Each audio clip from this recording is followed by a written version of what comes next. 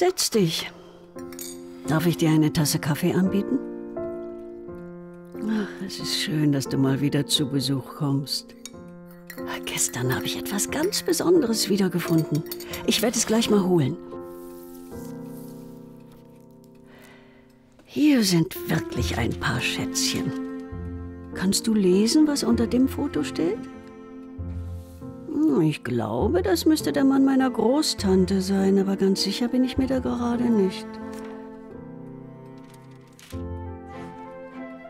Ja, das bin ich. Da bin ich gerade 21 geworden. Das war kurz bevor ich Opa Willi kennengelernt habe. Ich war mit meiner Mutter auf einer Kreuzfahrt von Bremerhaven aus. Ein Riesendampfer war das. Das war etwas ganz Besonderes für uns.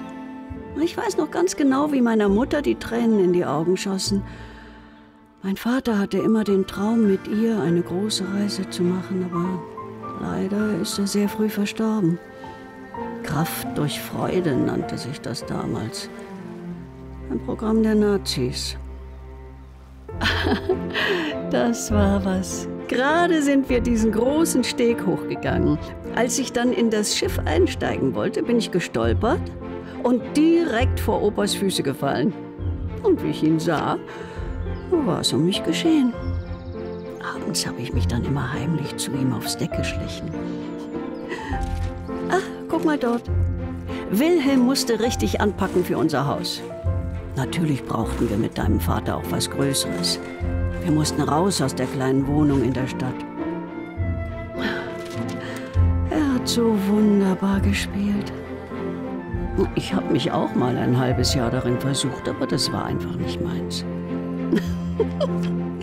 Wenn ich weitergemacht hätte, wären wir sicher aus der Siedlung vertrieben worden. Meine erste Maschine. Wahnsinn. Wie lange das schon her ist. Wir waren ständig unterwegs.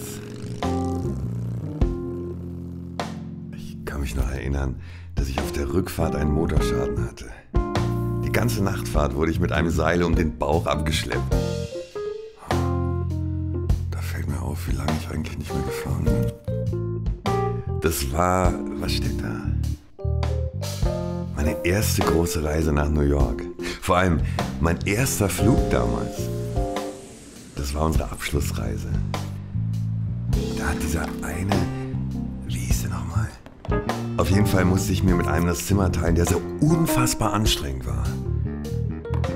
Ich weiß noch, wie laut der immer geschnarcht hat. Fürchterlich. Das ist auch schon sehr lange her. Ich habe sie im Urlaub kennengelernt. Ich war eigentlich mit Freunden auf Tour, bis ich sie am Strand gesehen habe. Da habe ich sie einfach angesprochen. Ja, und irgendwie fand sie das wohl charmant. Sie kam dann noch gleich zu mir nach Deutschland. Was wohl aus ihr geworden ist. Kurz darauf habe ich gleich deine Mutter kennengelernt. Da. Es kommt mir vor, als wäre das erst gestern gewesen. Ich habe letztens für ein Album mal so ein bisschen meine Mediathek durchgeschaut und da sind mir echt so, weiß nicht, so ein paar Erinnerungen hochgekommen.